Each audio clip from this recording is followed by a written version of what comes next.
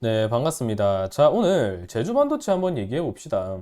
자, 제주 반도체를 제가 언제 매수를 하는 게 좀 좋겠다라고 의견을 들었냐면 비교적 최근입니다. 물론 예전에도 좀 체크를 드린 적이 있죠. 근데 제가 1월 16일 날 이 자리에서 체크를 드렸죠. 자, 그러면 이 자리에서 왜 체크를 드렸느냐라고 한다면 차트를 좀 보시는 분들이라고 한다면 여기가 살짜리입니까? 팔짜리입니까? 라고 말씀을 드렸을 때 팔짜리라고 얘기하시는 분들은 아마 거의 없을 겁니다.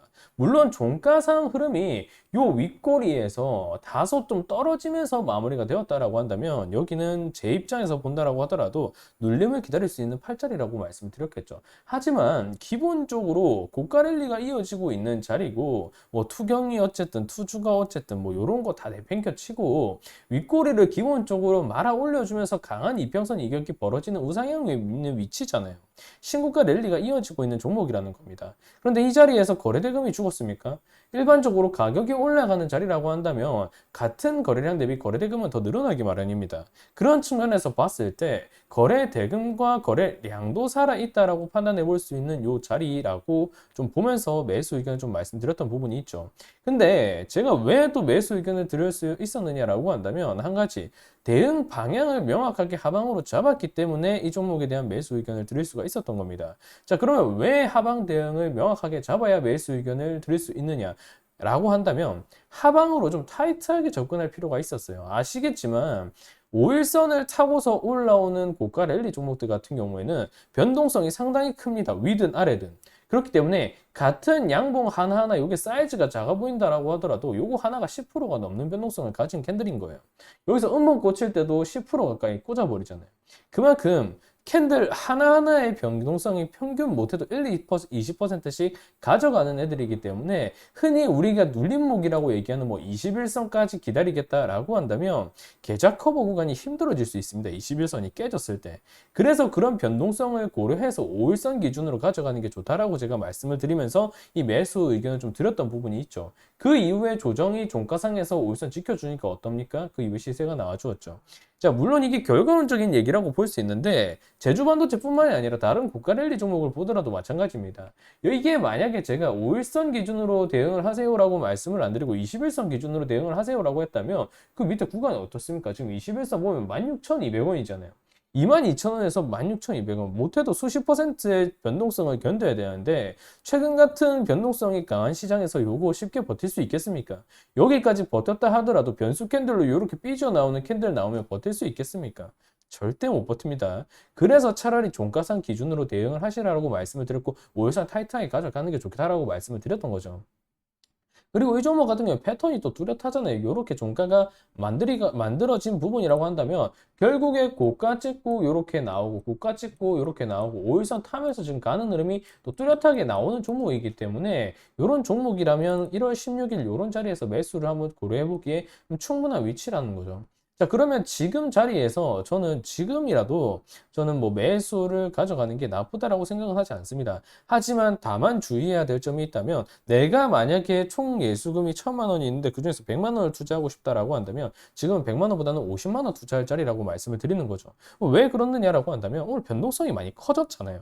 이평선 간의 이격이 많이 벌어졌다는 얘기입니다. 물론 이 흐름이 나오고 나서 바로 이 흐름이 나올 수도 있겠죠. 어쨌든 미국의 뭐 엔비디아라든가 AMD나 마이크로소프트의 연중 신고가 흐름이 나오고 있기 때문에 그리고 우리나라에서도 PIM, 온디바이스, CXL 이런 반응이 강하게 나오고 있기 때문에 반도체 업종 지수가 강세를 보이고 있기 때문에 충분히 이런 흐름이 나올 수도 있습니다. 하지만 기본적으로 지금 시장 자체가 해지성을 고려해야 될 변동성이 큰 시장이고 그렇다라고 한다면 내가 100만 원을 투자하기로 마음먹었으면 그 변동성을 고려해서 100만 원을 더 투자하기보다는 차라리 바로 시세가 나와주는 한이 있다라고 하더라도 50만 원씩 끊어서 매수를 하는 게 필요하다라는 거죠. 그러면 대응 구간 밑으로 어떻게 해야 되겠습니까? 똑같이 5일선 기준으로 종가상으로 좀 봐야 되겠죠. 그렇다라고 하더라도 20% 조정을 견뎌야 되는 거예요.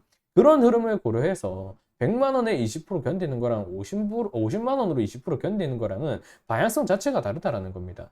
그래서 지금도 저는 어찌되었든 신고가 랠리가 이어지는 자리에서 거래대금이 터지고 있는 종목이기 때문에 매수해도 좋다라고 생각을 하고 있고 긍정적으로 보고 있지만 냉정하게 봤을 때 여기에 내가 몰빵을 한다라든가 비중을 강하게 태우기에는 부담이 있는 자리라고 말씀을 드리는 거죠. 대응도 하방으로 하면 타이트하게 가져갈 필요가 있는 거고요. 그리고 수급 기준으로도 좀 살펴보자고요. 지금 보면 이 종목이 개인만 사들이는 종목인가요? 그건 아니죠. 투신에서도 일반적으로 물량이 들어오고 있고 사모펀드 최근에 물량 좀 내밀은 부분이 있지만 외인과 기관에서 지금 담아주고 있는 금투 물량도 확인되고 있는 자리입니다.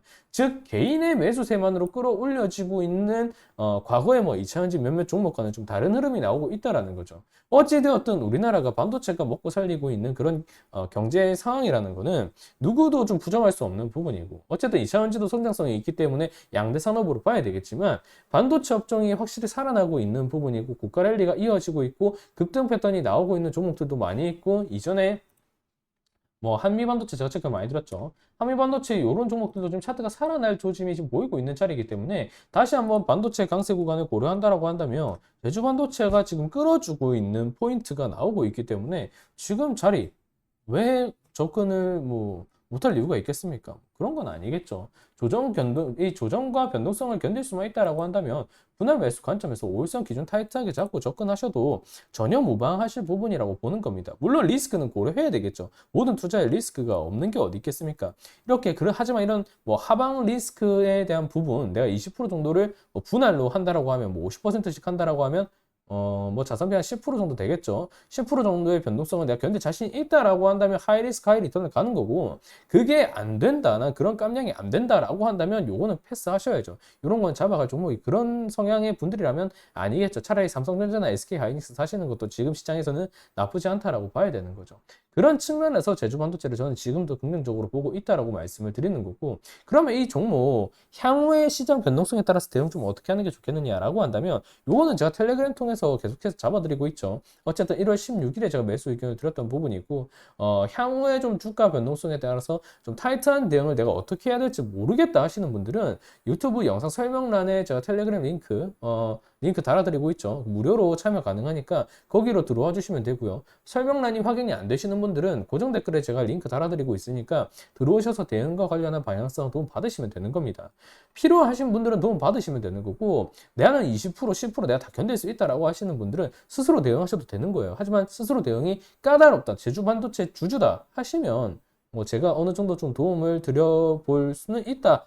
정도로 좀 체크를 드리는 정도인 거죠. 어찌되었든 스스로 대응이 안 되고 기준이 안 잡힌다라고 한다면 누군가의 조력을 받아서 지금 여기는 대응하는 게 좋겠습니다라고 의견을 들어보는 것도 좋은 방향성이 될 수 있기 때문에 그런 거고요. 뭐 무조건 들어오실 필요는 또 없습니다. 뭐 어찌되었든 제주 반도체 아직도 차트가 살아있다라고 봐야 되고 반도체 업종 지수를 끌어주고 있는 종목이기 때문에 냉정하게 봤을 때 아직까지도 매수 의견을 굳이 걷어들일 필요는 없다. 뭐 일각에서 그런 말도 합니다. 뭐 실적 대비 너무 많이 올랐다. 그런 말도 안 되는 소리 하지 마십시오. 물론 실적이 중요한 건 맞습니다. 근데 언제부터 시장이 실적에 딱 맞춰서 그렇게 올랐습니까? 뭐 에코프로머티는 실적이 그렇게 폭발적이어서 올랐고 두산 로보틱스는 실적이 좋아서 올랐고 에코프로 그룹주들은 지난해 실적이 미친 듯이 뛰어서 그렇게 올랐습니까? 그건 아니잖아요. 네, 그런 말은 하지 말고 결국에 차트로 먹고 나와야 될 종목은 차트로 먹고 나와야 되는 거고 거래대금과 거래량으로 판단해야 될 종목은 거래대금과 거래량으로 판단해야 되는 겁니다. 그거는 우리가 실적과 연결지어서 무조건적으로 보일 수는 없어요. 물론 삼성전자, 하이닉스 이런 종목들은 실적 봐야 되겠죠. 엔비디아, 마이크로소프트 실적 봐야 되겠죠. 하지만 제주반도체는 그런 성격의 종목은 아니라는 거 다들 아시잖아요. 그래서 대응이 좀 더 중요하다는 거고 이렇게 타이트하게 가져가야 된다는 거니까 너무 또 부정적인 시선으로만 보진 않았으면 좋겠습니다. 자, 오늘 영상은 그럼 여기서 마무리할 수 있도록 하겠습니다. 영상이 도움이 되셨다면 좋아요와 구독 꼭 눌러주시고요. 대응이 어려우실 것 같다 하시는 분들은 아래 링크로 편하게 무료로 진행드리고 있으니까 입장해 주시면 되겠습니다. 저는 그럼 또 다음 영상에서 인사드릴 수 있도록 하겠습니다. 감사합니다.